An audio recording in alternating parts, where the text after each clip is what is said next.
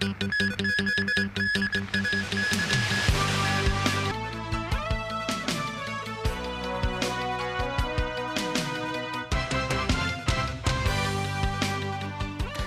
evening. A joint investigation by government officials and relevant experts found the bitumen and resin particles recently found in the tap water of two Fanling housing estates likely originated from a water pipe on Pingche Road.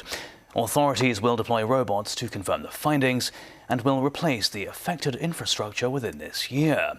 A report will be submitted to the Advisory Committee on Water Supplies within 2 weeks. Timothy Lee reports. Secretary for Development Bernadette Lin, along with Director of Water Supplies Roger Wong and Drinking Water Safety Advisory Committee Chairperson Chen Hun-fai, arrived at GAKO Road this afternoon to review the situation of the underground water pipes. The group was seen observing the use of filters inside the pipes before heading to a service reservoir near Pingche Road, where engineers explained the details of water pipe robotics.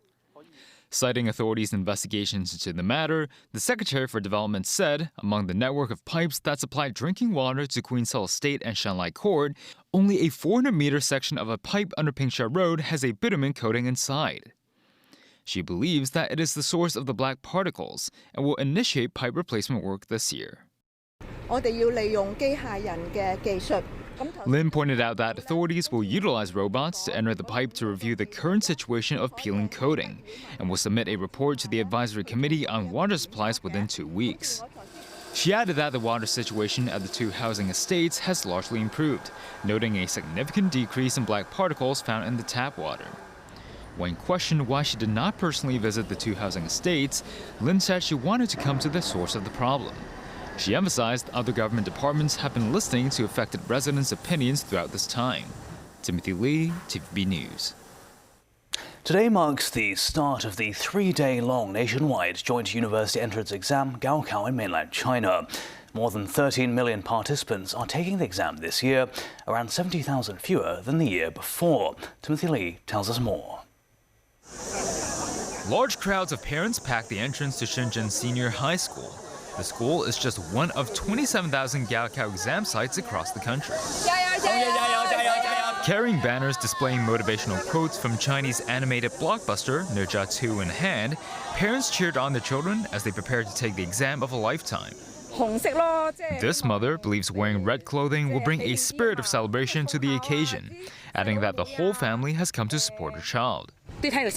While this woman expressed her total confidence in her son's academic abilities and stressed he will get the top marks. Other parents handed out sunflowers to examinees, symbolizing success.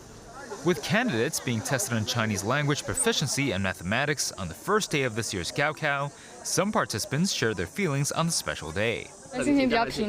This girl says she feels calmer than usual given her sufficient studies. In Beijing's Chaoyang district, scores of GAKO participants were seen arriving early at their test sites.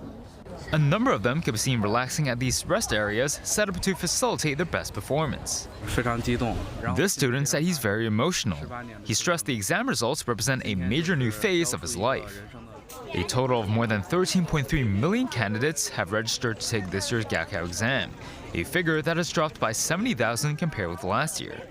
Exam topics for Sunday will include physics, history, English or other foreign languages, while participants will be tested on chemistry, geography, political ideology, and biology on Monday. Timothy Lee, TVB News. US President Donald Trump said delegations from the US and China are set to meet in London next Monday for further trade talks.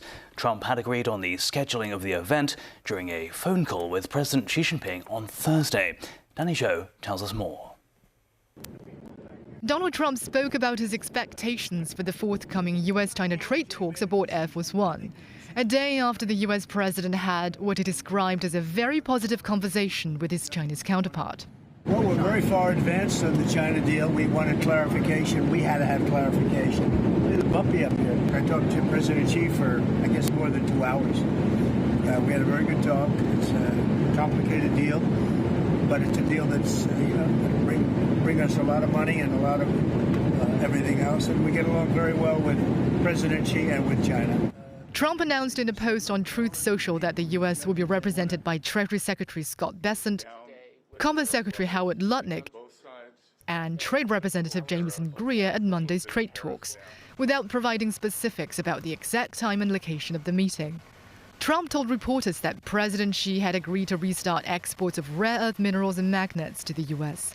However, Beijing has not yet confirmed this. China controls about 90% of the global refining processing of rare earths. On April the 4th, Beijing countered Washington's so-called reciprocal tariffs by imposing export restrictions on the flow of a wide range of minerals and magnets into the US. According to a Reuters report, China has now approved temporary export licenses for rare earth suppliers of US car makers such as General Motors, Ford and Stellantis. Some of the licenses are valid for 6 months. In another development, sources say the US Commerce Department suspended licenses to ship nuclear products to China, a move that involved components and equipment used in nuclear power plants. In an interview, Victor Gao Zhikai, the vice president of the Center for China and Globalization, underscored the need for the US to clarify its dependence on China's supply of rare earths and ensure those materials are not misused for hostile purposes. Beijing's top envoy to Washington, Xie Feng, said at an event on Friday that neither a Cold War or tariff war should be fought or could be won. He said Sino-US relations are currently at a historical juncture. Xie expressed hopes that both sides can work together and follow through on the important consensus reached during the call between the two heads of state. Xie said US moves to roll back erroneous measures taken against China would create necessary conditions for bringing bilateral ties back on track. Danny Zhou, TVB News. US President Donald Trump and South Korea's new president Lee Jae-myung agreed to work towards a tariff deal as the pair spoke for the first time since Lee's election win earlier this week. Lee made striking a deal one of the main promises on the campaign trail. South Korea's economy is heavily reliant on exports. In their phone conversation, the leaders agreed to reach a satisfactory agreement as soon as possible. They also spoke about surviving assassination attempts. Lee was stabbed in the neck last year, and their love of golf. Amid increasingly strained China-US relations, more Chinese Americans fear a rising tide of xenophobia is spreading across the United States. That has also prompted some to consider whether to stay in the US or return to Asia. Jackie Lin reports. About 60,000 Asian Americans reside in Monterey Park in Los Angeles, making up 2/3 of the population in the area. Most of them are Chinese. Since Donald Trump's return to the White House, Washington has introduced a string of policies targeting China. The U.S. is also preparing to tighten visa reviews for applicants from mainland China and Hong Kong, fueling fears among local Chinese communities that they may be the next group being singled out. I remember back to President Trump's first term where he intentionally stoked, I think, a lot of anti-Asian, anti-immigrant sentiments. He's doing some of the same things now, and he's empowered some people as well that are doing the same. I'm very worried that we'll see a rise in anti-Asian, anti-Chinese, anti-immigrant sentiments. Many Chinese Americans now feel uncertain about their future in the U.S., with some considering moving elsewhere. They include Francis Chang, who moved from Hong Kong to the U.S. in 2021, working in banking with his green card application still pending. He said with rising tensions between China and the U.S., he couldn't help but wonder what if people grow more hostile towards Chinese people. Alex Liu arrived in the U.S. in 2022 through a talent immigration scheme, being the CEO of a clean energy startup. He said the U.S. is appealing to immigrants because the rules of the game there are the fairest and there is better air quality and more living space. Still in California, anti-Chinese sentiment traces back to the late 19th century. The Chinese Exclusion Act was enacted in 1882 and wasn't repealed until 1943. Hong Kong-born Anders Fung, the mayor of Millbrae in the San Francisco Bay Area, said America cannot go backward to a time when immigrants were feared or shunned. He said the truth is, most Americans today are descendants of immigrants, and we must continue to protect this core value. Jackie Lin, TVB News. Premier Li Qiang said China is willing to work with Canada to promote the steady improvement of bilateral relations during a phone call with Canadian Prime Minister Mark Carney. In a phone conversation with Canadian Prime Minister Mark Carney, Premier Li Qiang said Canada was one of the first Western countries to establish diplomatic relations with the People's Republic of China. Li said the bilateral relationship was at the forefront of China's ties with Western nations for a long time. He stressed, however, in recent years the relationship has suffered serious difficulties due to unnecessary disruptions. Li said the development of China and Canada represents opportunities rather than threats to each other. He noted there are no fundamental conflicts of interest between the two, only a tradition of friendship and mutual benefits. He expressed hope Canada will make joint efforts with the Chinese side, view China's development in an objective and rational manner, and work together to achieve shared success and prosperity. Li said with unilateralism and protectionism on the rise, China is ready to work with Canada to jointly safeguard multilateralism and free trade. Canadian Prime Minister Mark Carney called the talks with Premier Li Qiang the start of a process of recalibrating Ottawa's relationship with Beijing. Carney said it's very important that Canada reopens dialogue with Chinese authorities for several reasons. He said there are a number of bilateral trade disputes that had to be addressed.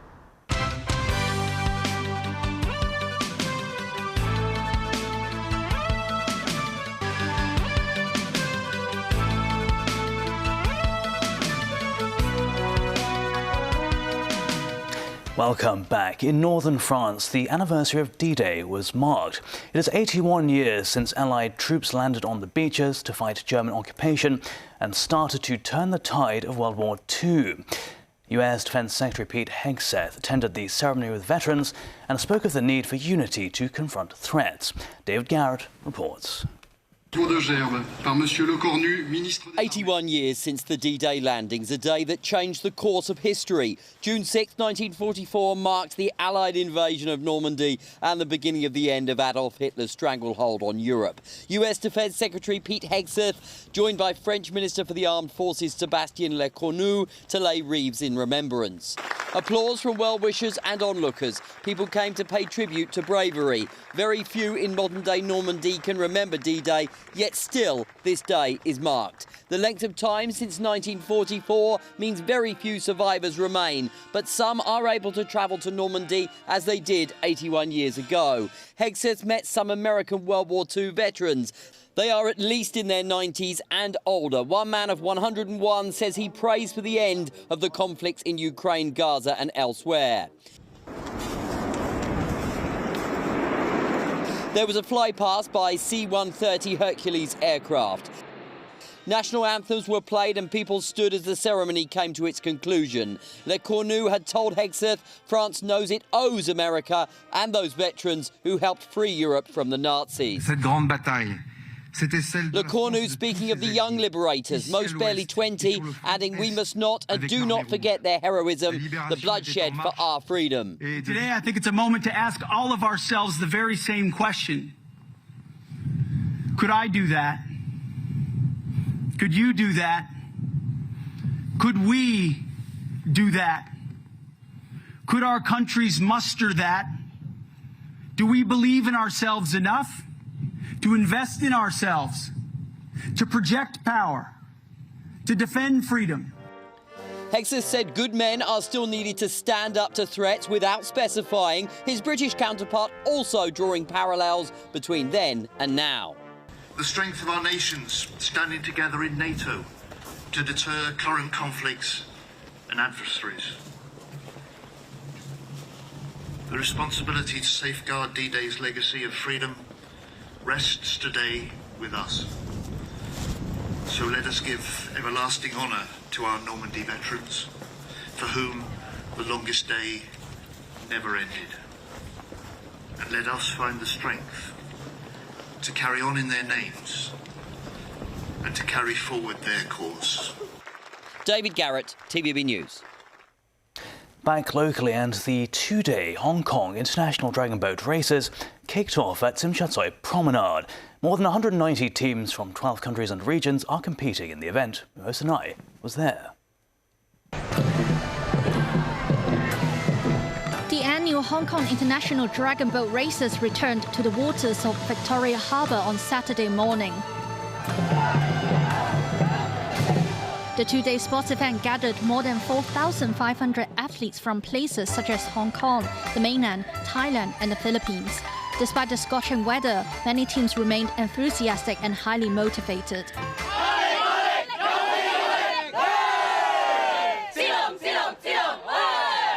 Some local spectators said they had been eagerly waiting to watch dragon boat races. We came to see it because we couldn't see it last week, so we wanted to come to see for the first time. So it's just, and my kids also learned at school, so she's very interested in seeing the boats. She has been talking about it for like 3 weeks maybe. Among the dragon boat teams, one of the newbies is from Qatar. The team said they enjoyed racing in Hong Kong, but the weather was a challenge. In Qatar, it's also hot and humid. However, still, the air in here is so different compared over there. Because sometimes it's dry, but here, everything is moist. Everything is sweat, steamy. Yes. So, but we like that kind of challenge. At Tsim Sha Tsui East Urban Council Centenary Garden, which is opposite the promenade, a beer garden was set up for the first time. Visitors can claim a free beer at the beer garden after collecting a complimentary voucher by presenting a valid travel document at locations including Tsim Sha Tsui Star Ferry Pier and Hong Kong International Airport. Oh, it's great because the whole thing along the front's free anyway, and then get a beer. It's great. How many kinds of beers you guys plan to drink? How many free vouchers can we have? Apart from drinking, visitors to the garden can also take pictures with mascots resembling Ocean Park's twin panda cubs, Jia Jia and De De. Memos 9, TVB News. An antique warehouse in Taiwan was burgled twice within 1 month and sustained losses of around $2 million. The police have arrested 2 men suspected of involvement with the case. Authorities recovered a number of stolen items, including several pieces of jade and copper jewellery, as well as gloves and clothes. The police said they received reports from a warehouse manager on the 30th of May and the 5th of June, who suspected burglaries had taken place at his Chaiwan facility. Officers arrested 2 local men aged between 40 and 50 at Sama Ping and Chaiwan, respectively, on suspicion of burglary. And that's the news. Thanks for watching.